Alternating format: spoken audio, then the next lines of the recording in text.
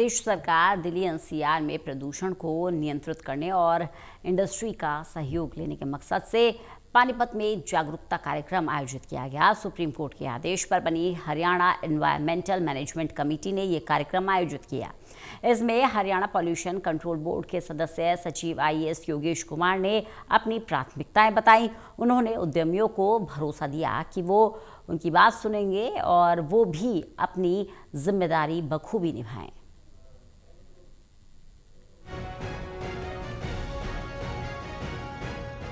Supreme court के आदेश पर पर्यावरण के लिए जागरूक करने वाली हरियाणा की पर्यावरण प्रबंधन समिति हेम्स ने प्रदूषण को खत्म और कंट्रोल करने के लिए राज्य के उद्यमियों से सहयोग मांगा है।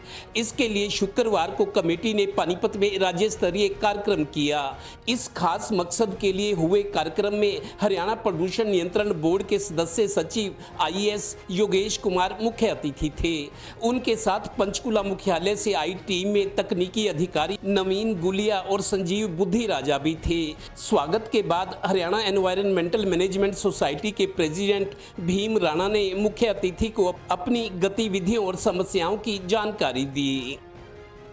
जो भी इंडस्ट्री के लिए कोई स्कीम बने उसमें हमारा हिस्सा हो हेम्स की है, क्योंकि इंडिया की टॉप 5वीं संस्था जिसके 5208 मेंबर हैं वो हमारी संस्था है और नॉर्थ इंडिया की सबसे बड़ी है और इन्वायरमेंट के लिए काम करती है। तो हमने इसके लिए बोला है कि इसमें हमारी हिस्सेदारी हो।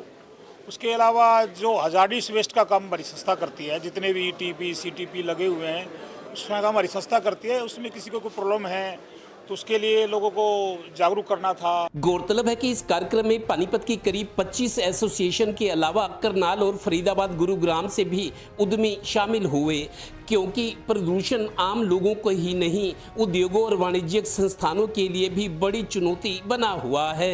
HBCB के मेंबर सेक्रेटरी योगेश कुमार ने खुलासा किया कि बोर्ड में अपनी ज्वाइनिंग के बाद वो पोल्यूशन नियंत्रण को लेकर लगातार योजनाएं बना रहे हैं। उन्होंने दिल्ली एनसीआर में लागू एयर क्वालिटी मैनेजमेंट कमीशन की सख्ती को इस क्षेत्र के लिए जरूरी बताया।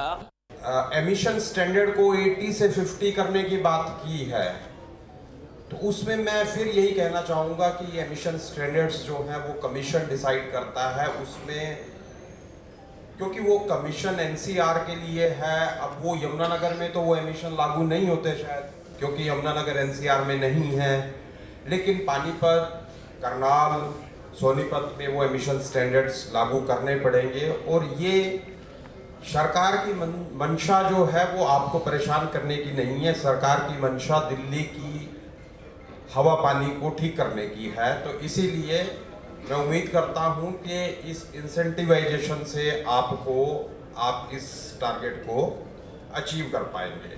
आईएएस योगेश कुमार ने उद्यमियों को साफ कर दिया कि मैं आपकी बात सुनूंगा, पर मुझे भी आपसे उम्मीदें हैं कि आप अपनी जिम्मेदारी समझेंगे। मैंने शुरू में ही कहा था कि मेरी आपसे एक्सपेक्टेशंस हैं और आपकी मेरे से हैं।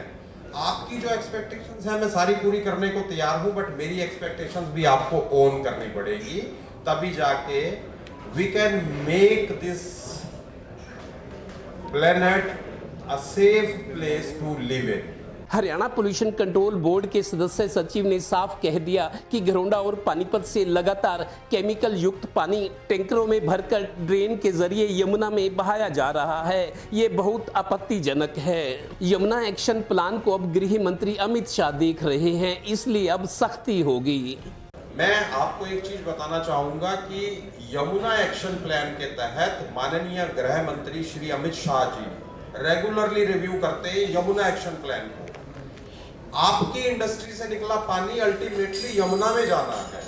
तो अब आप देखिए, आपने अपने देश के लिए कंट्रीब्यूट करना है कि कम से कम आप उस यमुना एक्शन प्लान के लिए जिम्मेवार नहीं हो कि उसमें कोई भी दूषित पानी जा रहा है तो वो आपकी तरफ से ना जाए।